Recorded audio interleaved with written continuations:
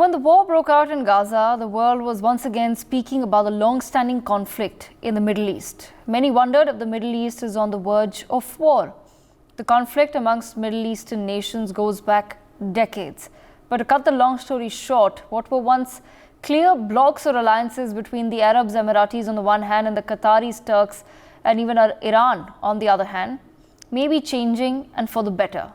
In the UAE, Prime Minister Narendra Modi will be inaugurating the BAPS Mandir in Abu Dhabi tomorrow, which in itself is a significant development.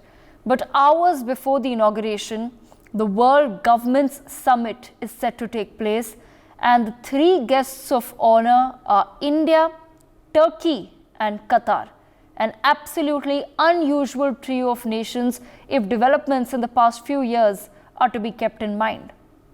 Sharing the stage with Prime Minister Modi will be Turkish President Erdogan, who, if you remember, made a speech against India at the UN, and Qatar's Prime Minister Sheikh Mohammed Al Thani.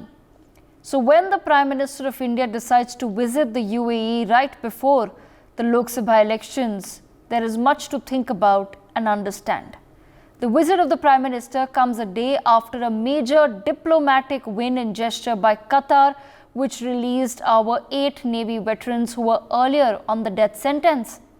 The UAE, with a nearly 38% Indian population, will be opening the doors to its first Hindu temple, and the inauguration of this grand gesture will be by Prime Minister of India. Qatar and Turkey, close allies of Iran and thus by virtue of association adversaries of the Arabs and Emiratis, will both be present at the World Government Summit once again with India. So despite the war in Gaza, which put the long-standing tensions and conflict in the Middle East on the front burner once again, is the Middle East changing? Few years ago, Saudi's Crown Prince Mohammed bin Salman had said that the new Europe is the Middle East, and the next global renaissance will be in the Middle East. The region has massive potential. It accounts for 36% of the world's oil production, 46% of the world's oil exports, 22% of the natural gas output, and 30% of the LNG exports. It has vast reserves with 52% of the world's total oil and 43% of the world's gas. Recent disruptions in the region have once again highlighted its geographical importance as it connects Europe, Africa and Asia.